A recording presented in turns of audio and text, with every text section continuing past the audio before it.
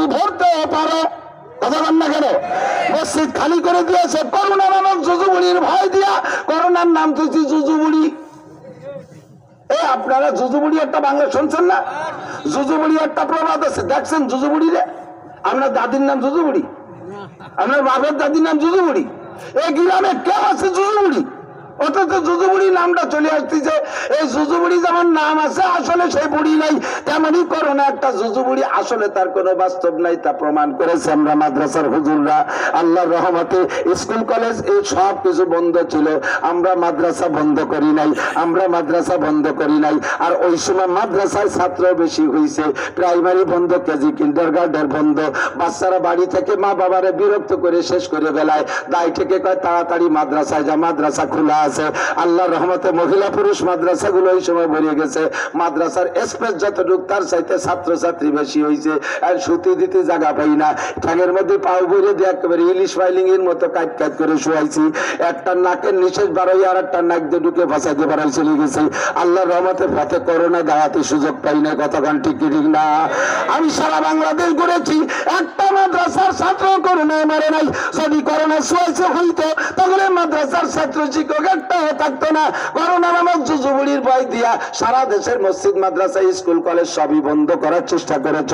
মাদ্রাসা পারো নাই, school college পারছো, মসজিদও খালি করে দিয়েছ। যারা মসজিদ খালি করেছ তারা মসজিদ ভরতেও পারতে, খালিটা করে দিলে ভরে কেন দিলে না? এই জবাব দেওয়া লাগবে কি লাগবে না? আর তোমার মাত্র একটা বক্তৃতায় সারা বাংলাদেশের মানুষ নামাজি হয়ে যাইতো। আমাদের ওয়াজের চাইতে সরকারি কথার গুরুত্ব বেশি। কথা বলেন ঠিক ঠিক না? পর্দারাজ মাননীয় প্রেসিডেন্ট মরহুম এরশাদ সাহেবের আমলে যারা ছিলেন মুরব্বীরা সাক্ষী দেন, যাদের মনে আছে উনি প্রেসিডেন্ট হয়ে মার্শাল ল জারি করেছিলেন। মনে আছে নাকি? মার্শাল ল, সামরিক সেনাবাহিনী ক্ষমতা বাস্তবায়ন করেছিলেন। সেনাবাহিনীর মাধ্যমে উনি কি কি করেছিলেন? অনেক কিছু করেছিলেন। তার মধ্যে একটা হলো খালি মাথায়, মাথায় কাপড় না দিয়া, মাথায় চুল ছাড়িয়ে দিয়ে যে মাইয়েরা রাস্তাঘাটে যাবে তাদের চুলে আলকাতরা মাখাই দেবে। মনে আছে? মনে আছে? আর মহিলারা পেট বেরোয় যদি রাস্তায় যায়, সায়েন্সি ব্লাউজ, সায়েন্সি ব্লাউজ পরে, গায়ে মাথায় কাপড় নাই, পেট বেরোয়, পিঠ বেরোয় যদি রাস্তায় যায়, সেনাবাহিনীর চোখের সামনে ধরা পাওয়ার পরে পেটের খালি জায়গায় আলকাতরা মাখাইছে। মনে আছে নাকি কথাটা? লক্ষ লক্ষ মহিলাদের পেটে আলকাতরা মাখানো লাগে নাই। মাত্র সারা বাংলাদেশে খবর নিলে পাওয়া যাবে জন 50 মাইয়ের পেটে আলকাতরা মাখাইছে। সারা বাংলাদেশের মহিলাকে ব্লাউজ দেখতে দেখতে লম্বা হয়ে গেছে। ব্লাউজ বানায় সারতে পারে নাই, বাইরে যাতে বাপের শার্ট গায়ে দিয়েও যাওয়া লাগছে, তবুও সায়েন্সি ব্লাউজ পরে বের হইতে পারে নাই। এর নাম হলো পাগল সোজা হয় মগুরে। কথা বলেন ঠিক কি ঠিক না? মারির নাম জহর কা, ভূত পালায় তার ডলে ডরে, এইটার নাম হলো ইসলামী আইন ও দোস্তরে। এই জন্য সরকারি হুকুমের একটা গুরুত্ব আল্লাহ পাক রেখেছে আগাগোড়া। এই দায়িত্ব আপনাদের আমরা মৌলবীরা মারামারি করতে পারবো না।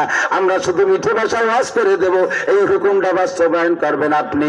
তত্ত্বাবধায়ক সরকারের সময় কিসা মনে আছে নাকি জানি না।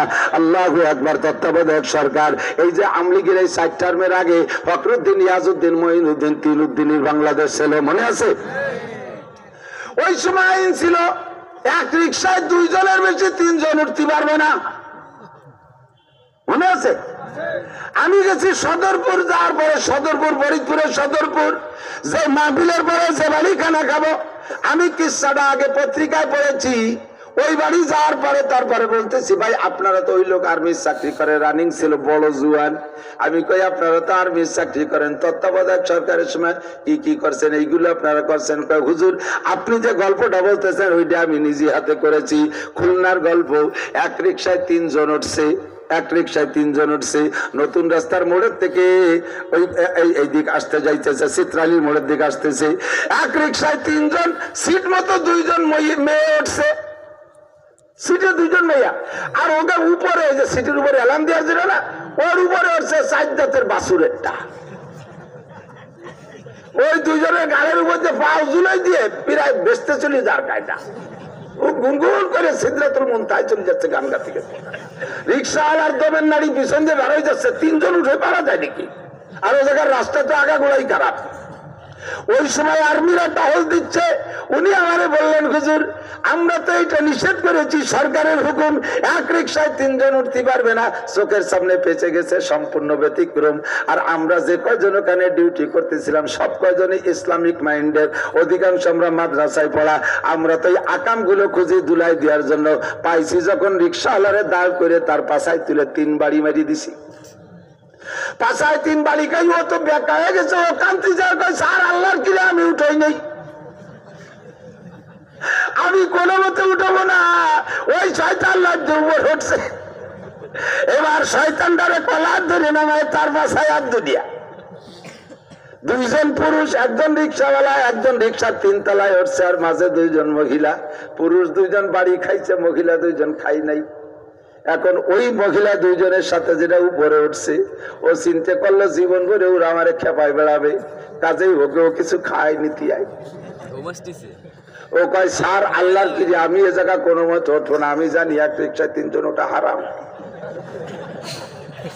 ওই ম্যাডাম দুটো আমার জোর করে টেনে উঠেছে, কোয়ার সাথে সাথে তাদের বাসায় 2 বাড়ি মারিয়ে দিলাম।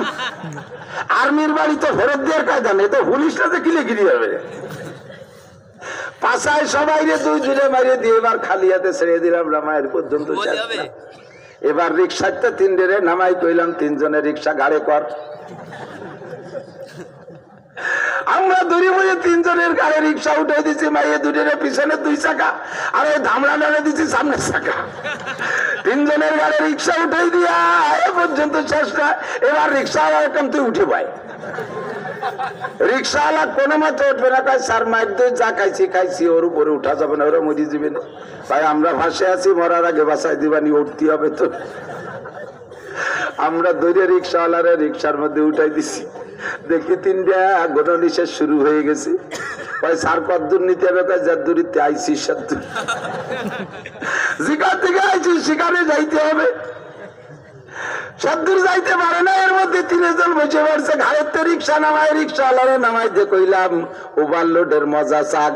ওভারলোড যে 2 জনের বেশি 3 জন উঠলে রিক্সাওয়ালার ওই রকম লাগে, কেন 3 জন উঠলি? এই জন্য সরকার আইন করছে, এই কাম আমরা কোনো মৌলবীরা করতে পারবো না। হাটাজারি, পটিয়া, বাবুনগর, জিরি, নাজিরাট, লালবাগ, ফরিদাবাদ, মালিবাগ, যাত্রাবাড়ি, গহরডাঙ্গা, খুলনা, দারুল উলুম দেশের কোনো মৌলবীরা আমরা এই কাম করতে পারবো না। তাহলে আমাদের না সারা বাংলাদেশের রিক্সার 3 নম্বর যাত্রীরা নাইমে গেছে, আর 2 জনের বেশি ওঠে না। এই জন্য বলা হয় তোমাদের দ্বারা সম্ভব, তোমরা বাস্তবায়ন করছো কতটুকু বলে যাও। আমরা জীবন ভরে নারীদের পর্দারাজ করে পর্দার মধ্যে আটকাইতে পারবো না। এ জায়গা লাগবে কিছু ধুলাই। মাঝে মাঝে সত্য কথা বলি, গল্প বানাই বলি না, একেবারে সত্য গল্প। অনেকদিন আগে যখন আমার বয়ানের জগতে শুরু, তখন আমার ছাত্র একটা আমার দাওয়াত দিয়ে নিয়ে গেছে একেবারে রামপালের শেষ মাথায় দক্ষিণ দিক। ওই জায়গা যাওয়ার পরে মাহফিল কমিটির সেক্রেটারি আমারে বলতেছে, সে সময় আমার দাড়ি দুড়ি সম্পূর্ণ